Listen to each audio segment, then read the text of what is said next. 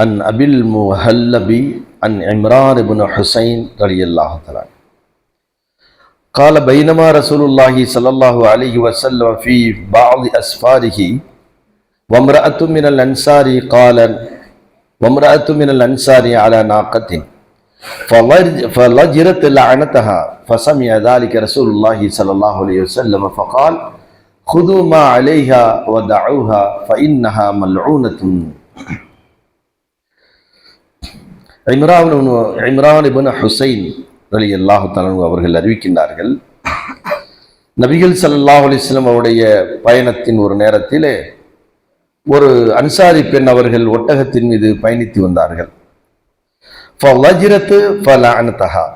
அந்த ஒட்டகம் முரண்டு பிடிக்கக்கூடியதாக, அது திமிரி ஓடக்கூடியதாக ஒரு நிலையிலே இருந்தது. உடனே அந்த பெண்மணிக்கு கோபம் வந்து அந்த ஒட்டகத்தை சபித்தார்கள். ஃபஸமிஅ ذلك ரசூலுல்லாஹி ஸல்லல்லாஹு அலைஹி வஸல்லம் ஃபகால், இந்த செய்தியை அல்லாஹ்வுடைய தூதர் கேட்ட உடனேயே அல்லாஹ்வுடைய தூதர் சொன்னார்கள், குது மா அலைஹா வதுஹா, அந்த ஒட்டகத்தில் இருக்கின்ற பொருள்களை எடுத்து அந்த ஒட்டகத்தை விட்டுவிடு, ஏனென்றால் ஃபைன்னஹா மல்ஊனத்துன், அது சபிக்கப்பட்டதாக இருக்கின்றது என்று கூறினார்கள். அதாவது மனித நேயத்தை வளர்க்கக்கூடிய அந்த செய்திகளை பற்றி அல்லாஹ்வுடைய தூதர் பல்வேறு விதமான முறையிலே அதை விளக்குகின்றார்கள். மனிதர்கள் மட்டுமல்ல, மிருகங்களாக இருந்தாலும் கூட நீங்கள் எப்படித்தான் அதை நடைமுறைப்படுத்த வேண்டும் என்றால் அதன் மீது இரக்கம் காட்ட வேண்டும், அதன் மீது அன்பு காட்ட வேண்டும், அதை சபிக்க கூடாது. ஒரு மிருகத்தையே நீங்கள் என்ன செய்யக்கூடாது, மிருகம் தானே என்று சபிக்க கூடாது என்பதை உணர்த்துவதற்காகத்தான் அந்த பெண்ணிடத்தில் சொன்னார்கள், இது சபிக்கப்பட்டு விட்டது, நீ இப்ப சபிச்சிட்ட, அதனால இதில் நீ என்ன செய்ய வேண்டாம், ஒட்டகத்தில் பயணிக்க வேண்டாம், அதில் உள்ள பொருள்களை எடுத்து அதை நீ விட்டு விடு என்று சொன்னார்கள். அதாவது விட்டு விடு என்று சொன்னால் வேற எதுக்கு நீ பயன்படுத்திக் கொள், ஆனால் இப்பொழுது நீ அந்த ஒட்டகத்தை நீ சபித்திருக்கின்றாய். அப்ப எந்த அளவிற்கு ஒரு மார்க்கம் இஸ்லாம் அதாவது ஒரு மனித நேயத்தை வளர்க்குகின்றது. அது மட்டுமல்ல, உலகத்தில் இருக்கின்ற ஒவ்வொரு உயிர் ஜீவன்களுக்கும் நாம் இரக்கத்துடன் நடந்து கொள்ள வேண்டும் என்பதையும் இந்த செய்தி உணர்த்துகின்றது.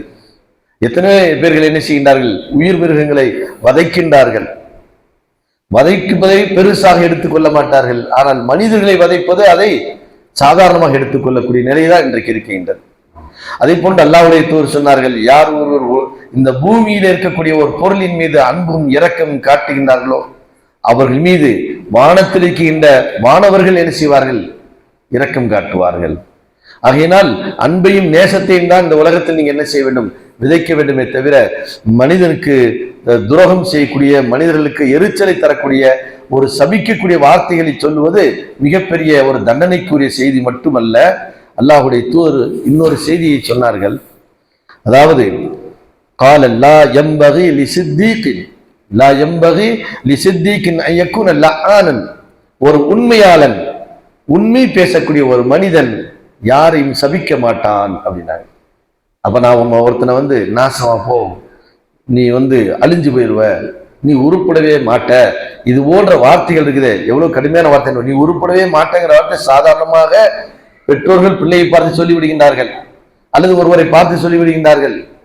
அல்லாஹ்வுடைய தூதர் இந்த விஷயத்திலே மிக கடுமையாக எச்சரித்திருக்கின்றார்கள். உங்களுடைய பிள்ளைகளை நீங்கள் என்ன செய்ய வேண்டாம், சபிக்க வேண்டாம். ஏனென்றால் நீங்க அந்த வார்த்தையை சொல்லும் பொழுது அல்லாஹ் அதை ஏற்றுக்கொண்டு விட்டால் அந்த பிள்ளையுடைய வாழ்க்கையை வீணா போயிடும்.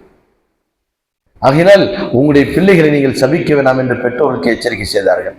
அதை போன்று நான் உண்மையாளன், நான் நேர்மையாளன் என்று யார் சொல்லுகின்றார்களோ, சித்தீக் என்ற வார்த்தையை சொல்லுகின்றார்கள்.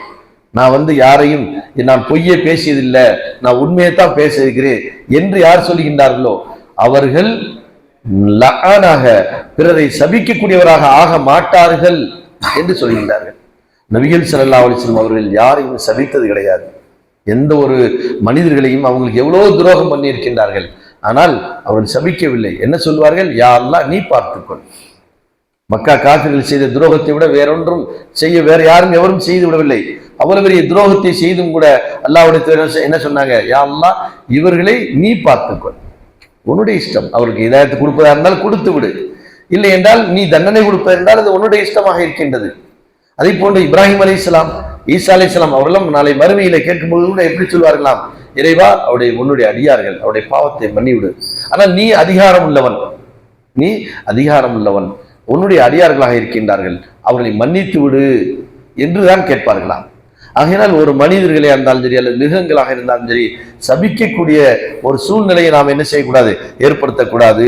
அதை போன்று நபிகள் ஸல்லல்லாஹு அலைஹி வஸல்லம் அவருடைய வாழ்க்கைக்கு பின்பு நடந்த ஒரு செய்தியை பதிவு செய்கின்றார்கள். முஸ்லிம்ல 5603 செய்தியாக பதிவு செய்கின்றார்கள். மலிக் இப்னு மர்வான் என்பவர் என்ன செய்கின்றார் என்றால், அவர் மதீனாவுடைய கவர்னராக இருக்கின்றார். சில பொருள்களை உம்மு தர்தா என்ற ஒரு பெண்மணிக்கு கொடுத்து அனுப்புகின்றார்கள்.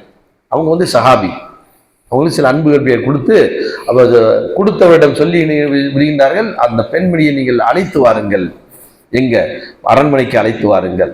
ஆனால் அவங்க அப்படித்தான் வாழ்ந்தாங்க. ரசூலுல்லாஹ்வுடைய காலத்து கலீஃபாக்களுக்கு பின்பு இவங்க இருந்தாங்களே, அவங்களுடைய வாழ்க்கையெல்லாம் எப்படி இருந்துச்சு, கொஞ்சம் விரிவாகத்தான் இருந்தது, விசாலமாகத்தான் இருந்தது. அப்போ அழைத்து வாருங்கள் சொன்ன உடனே அவர்கள் அழைத்து வரப்பட்டார்கள். அழைத்து வரப்பட்டு அந்த மலிக் இப்னு மர்வான் அவர்கள் கேட்டார்கள், நீங்கள் அல்லாஹ்வுடைய தூதரிடத்திலே பல்வேறு செய்திகளை கேட்டிருக்கின்றீர்கள், ஏதாவது எனக்கு உபதேசம் செய்யுங்கள் என்று கேட்டார்கள். அப்பொழுது அவர் அன்பளிப்பு கொடுத்திருக்கின்றார், ஆனாலும் அவரிடத்திருக்கின்ற சில குறைகளையும் சுட்டி காட்டுகின்றார்கள். நான் ஒரு தடவை உங்களுடைய இல்லத்திலே உங்களுடைய அடிமையை நீங்கள் அழைத்தீர்கள். அப்படி அழைக்கும் பொழுது அந்த அடிமை தாமதமாக வந்தார். தாமதமாக வந்ததன் காரணமாக அந்த அடிமையை நீங்கள் லஅன்த ஹாதிமக ஹீன தஅவ்தஹு, அதை அவரை அழைக்கும் பொழுது அந்த அடிமையை நீங்கள் திட்டினீங்க, சபிச்சிங்க. அல்லாஹ்வுடைய தூதர் சொல்லியிருக்கின்றார்கள், அதாவது யார் ஒருவர் சபிக்குகின்றாரோ அவர் நாளை மறுமையிலே பிறருக்கு பரிந்து பேச முடியாது. நாளை மறுமையில என்ன செய்ய முடியாது, பிறருக்கு பரிந்து பேச முடியாது. வலா சுஹதா யௌமுல் கியாமத்தி, நாளை மறுமையில யாருக்கும் நீங்கள் சாட்சியும் சொல்ல முடியாது. அப்ப பரிந்து பேசக்கூடிய ஒரு நிலையை அல்லாஹ் சில மனிதர்களுக்கு கொடுப்பான், சிலருக்கு அல்லாஹ் வழங்குவான். அந்த வழங்கப்படக்கூடிய சூழ்நிலை யாருக்கு கிடைக்காது, யார் இந்த உலகத்திலே ஒருவரை சபிக்குகின்றாரோ அவருக்கு நாளைக்கு மறுமையிலே அந்த மாதிரியான ஒரு ஷஃபாத்து செய்யக்கூடிய உரிமை இல்லாமல் ஆகிவிடும். ஆகையினால் இதை நீங்கள் தவிர்த்து கொள்ளுங்கள் அப்படின்னு சொன்னாங்க. ஆகையினால் நம்ம என்ன செய்யக்கூடாது, யாரையும் எவரையும் சபிக்க கூடாது. அதை போன்று உயிரினங்களின் மீது நாம் என்ன செய்யணும், இரக்கம் காட்ட வேண்டும் என்ற செய்தியை இதன் மூலம் நாம் அறிந்து வருகின்றோம். சுப்ஹானக அல்லாஹும்ம வபிஹம்திக அஷ்ஹது